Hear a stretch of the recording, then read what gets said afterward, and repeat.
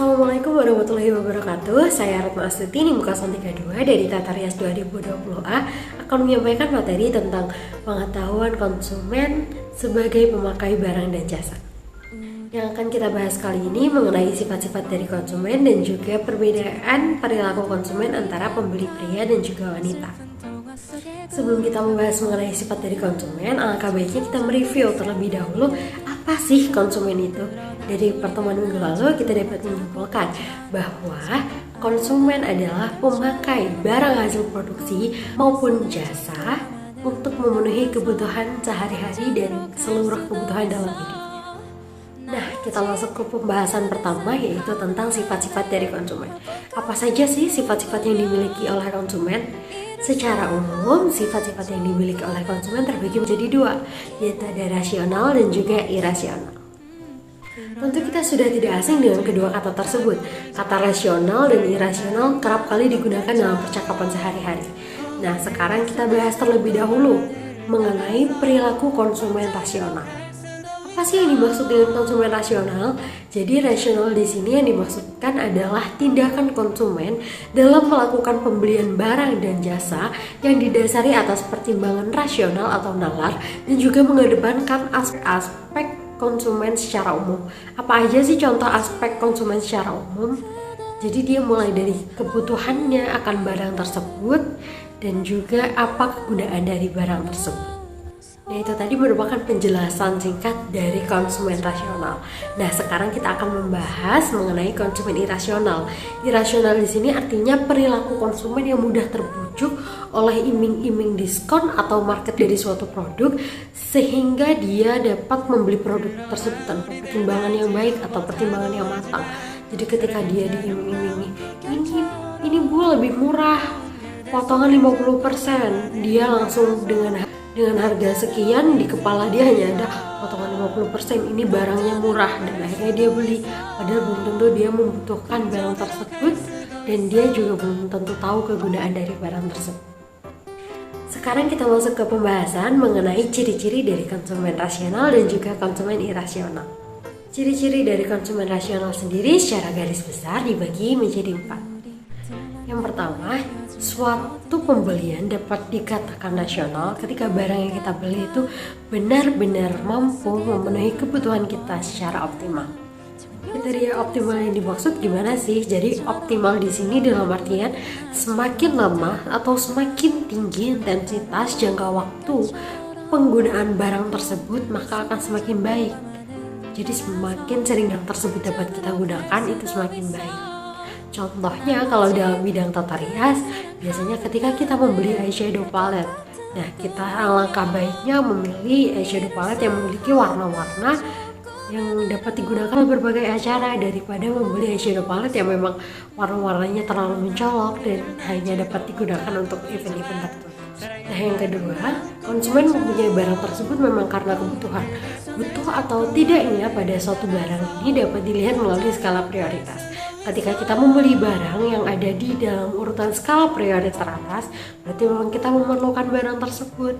Selanjutnya yang ketiga, ketika membeli suatu barang, konsumen akan memilih barang dengan kualitas atau mutu yang baik dan terjamin.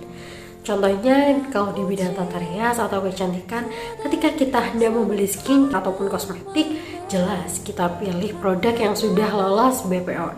Jadi tidak abu-abu dan tidak mengandung barang-barang atau bahan-bahan yang berbahaya bagi diri kita sendiri. Dan yang terakhir atau yang keempat, dapat dikatakan rasional apabila harga dari barang yang dipilih itu terjangkau dan sesuai dengan kemampuan konsumen dalam pembelian suatu barang. Dalam artian ketika konsumen ingin membeli barang tersebut, dia tidak harus mengadakan dana baru dengan cara mencari pinjaman agar dapat membeli barang yang dia inginkan. Dan selanjutnya kita masuk ke pembahasan mengenai ciri-ciri dari sifat konsumen yang irasional. Secara garis besar juga terbagi dalam 4 bagian, diantaranya yang pertama, suatu tindakan dapat dikatakan irasional apabila cepat melakukan pembelian hanya karena melihat iklan dari suatu produk. iklan dari suatu produk tentu dikemas dengan menarik. Padahal faktanya iklan cenderung bersifat menipu dan juga menyembunyikan banyak sekali informasi di dalamnya yang tidak disampaikan secara gamblang ke muka publik. Yang kedua yaitu konsumen lebih tertarik dengan barang-barang branded. Di sini berarti konsumen alih-alih memperhatikan kegunaan dan kualitas dari suatu barang, memang hanya mengkonsumsi merek, mementingkan merek suatu produk dibandingkan kedua hal tersebut. Karena menurutnya ketika memiliki barang dengan merek yang terkenal atau branded akan membuat dirinya terlihat hebat. Selanjutnya, konsumen melakukan pembelian barang hanya karena tertarik dengan obral dan juga bonus yang berlaku pada setiap pembelian. Jadi bukan karena konsumen tersebut butuh akan hal itu, namun ada embel-embel obral dan juga bonus yang mengakibatkan nilai dari barang tersebut terkesan jauh lebih murah dan membuat kita kalap atau melakukan impulsif buying seperti itu. Yang terakhir, pembelian barang yang dilakukan hanya karena sebatas untuk memenuhi rasa gengsi dan juga untuk pamer. Contohnya, kita membeli kosmetik bermerek hanya untuk mendapatkan pengakuan dan branding bahwa oke, makeup yang kamu miliki memang harganya mahal-mahal. Wah, keren ya, seperti itu. Itu tadi merupakan penjelasan singkat dari ciri-ciri sifat rasional dan irasional. Sekarang faktor apa saja sih yang mempengaruhi terjadinya sifat-sifat tersebut? Yang pertama ada motivasi. Motivasi di sini maksudnya dorongan atau keinginan yang muncul dari dalam diri manusia untuk mencapai suatu tujuan tertentu. Motivasi ini berpengaruh sekali untuk menentukan dia ini tergolong konsumen yang rasional atau irasional. Ketika motivasi dia dalam membeli barang adalah memang dia membutuhkan hal itu, maka dia tergolong konsumen yang rasional. Namun ketika motivasi dia hanya untuk aku ingin memamerkan barang ini ke teman-temanku dan membuktikan bahwa aku hebat, maka dia tergolong ke dalam konsumen yang irasional. Dan yang kedua ada persepsi. Persepsi ini merupakan hasil penjelasan seseorang terhadap kejadian yang diterimanya berdasarkan informasi yang dia terima dan juga pengalaman langsung dia terhadap hal. Jadi seperti apa sih persepsi seorang konsumen terhadap perilaku jual beli? Menurut dia jual beli itu apa? Seperti itu. Dan itu akan mempengaruhi dia dikategorikan ke dalam rasional atau irasional. Nah, next ada integritas. Integritas merupakan respon atas sikap yang sudah diambil. Jadi kesamaan antara sikap dan tindakan yang sudah dia lakukan. Contohnya adalah ketika dia menyukai suatu barang, maka dia akan terus-menerus membeli barang tersebut.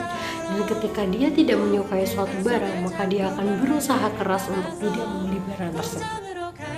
Selanjutnya ada tingkat pendidikan. Nah, tingkat pendidikan ini sangat berpengaruh dengan konsumen ini dikategorikan ke dalam rasional atau tidak rasional.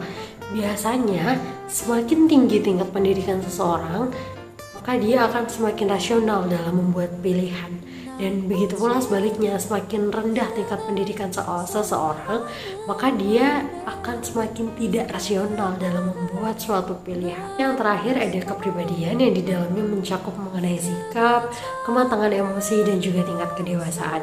Kematangan emosi di sini sangat berpengaruh karena ketika seseorang dapat menguasai dirinya dengan baik, maka dia akan berhati-hati dan teliti dalam memilih sesuatu.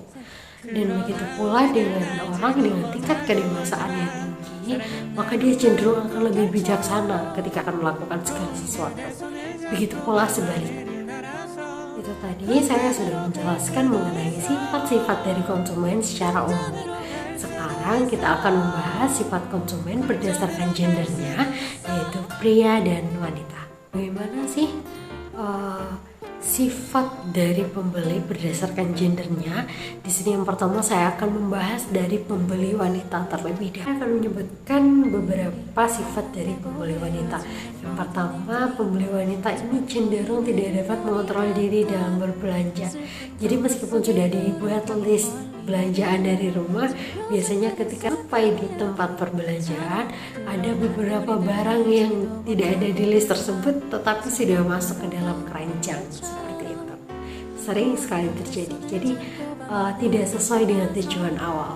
Yang kedua yaitu faktor harga seringkali menjadi penentu. Penentu di sini dalam artian ketika suatu barang yang diinginkan harganya cenderung terlalu tinggi, maka kemungkinan terbesarnya pembeli wanita akan batalkan transaksi. Dia menilai bahwa dengan mengambil uang sekian, alangkah lebih baiknya ketika dialokasikan untuk hal-hal yang lain. Dan yang ketiga, wanita cenderung lebih tertarik kepada bentuk dan warna daripada hal teknis atau kegunaannya. Jadi memang ketika membeli barang, wanita ini cenderung visual. Ketika barang tersebut lucu dan menarik di matanya, akan dibeli. Jadi lebih mengutamakan packaging daripada kegunaan itu sendiri. Selanjutnya, pembeli wanita itu cenderung tidak mudah terbawa arus bujukan penjual, karena memang sifat dasar dari perempuan sendiri itu memiliki argumen yang kuat. Jadi ketika mereka meyakini suatu hal, maka ya hal itu yang dia pegang. Jadi tidak gampang dibujuk oleh hal-hal yang diomongkan oleh seorang penjual. Seorang wanita sendiri dianugerahi oleh kelebihan atau bakat dalam hal tawar-menawar, otomatis lebih suka melakukan kegiatan tawar-menawar untuk mendapatkan harga terbaik dari suatu produk yang dia inginkan. Yang keenam, pembeli wanita cenderung lebih tertarik pada event-event penjualan tertentu. Seperti ketika ada info suatu department store akan mengadakan promo besar-besaran untuk memperingati katakanlah tahun baru, pasti department store itu tidak lama akan dipadati oleh perempuan yang berburu diskon dan juga promo yang ada. Kalau di platform online juga seperti event tanggal kembar 9.9, 10.10, itu juga akan membludak para wanita yang menggunakan kupon voucher, promo, dan lain sebagainya. Pembeli wanita tergolong cepat terbawa arus tren atau mode. Contohnya akhir-akhir ini viral kerudung berbahan plisken. Tidak perlu waktu lama, hampir seluruh wanita pasti memiliki kerudung berbahan plisken seperti itu. Ini menjadi bukti bahwa memang cepat sekali terbawa arus tren atau mode. Dan yang terakhir, suka dan tentu akan meluangkan lebih banyak waktu untuk berbelanja, meskipun mereka hanya melakukan window shopping atau melihat-lihat produk tertentu, tapi mereka senang melakukan hal itu untuk mencuci mata. Nah, itu tadi merupakan sifat dari pembeli wanita. Sekarang kita masuk ke sifat dari pembeli pria. Di sini ada 5 sifat utama dari pembeli pria. Jadi sifat dari pembeli pria yang pertama ada hanya membeli apa yang mereka butuhkan dan sudah mereka rencanakan. Jadi mereka pergi ke suatu pusat perbelanjaan itu sudah memegang apa sih barang yang harus dia beli dan dia butuhkan. Yang kedua yaitu mudah dipengaruhi oleh bujukan penjual dan argumentasi objektif. Selanjutnya berkebalikan dengan seorang wanita yang memang gemar sekali melakukan tawar-menawar, pembeli pria cenderung gengsi untuk melakukan proses tawar-menawar. Pembeli pria juga kurang berminat berbelanja dan waktu yang digunakan untuk belanja ini cenderung sedikit. Jadi dia hanya menyisihkan sedikit saja waktu dari seharian dia berkegiatan untuk belanja, dan dia belanja juga seperti poin pertama, hanya membeli barang yang telah dia butuhkan dan direncanakan. Dan terakhir, pembeli pria juga cenderung menginginkan pelayanan yang cepat dengan kontak yang minim. Jadi minim pembicaraan, jadi menginginkan lebih cepat service gitu. Ketika saya meminta barang yang saya inginkan, Anda beli, saya bayar, seperti itu. Tidak seperti pembeli wanita yang bertanya-tanya dari barang satu ke barang yang lain dan meminta juga rekomendasi dari penjual. Itu tadi merupakan pembahasan terakhir yang saya sampaikan hari ini.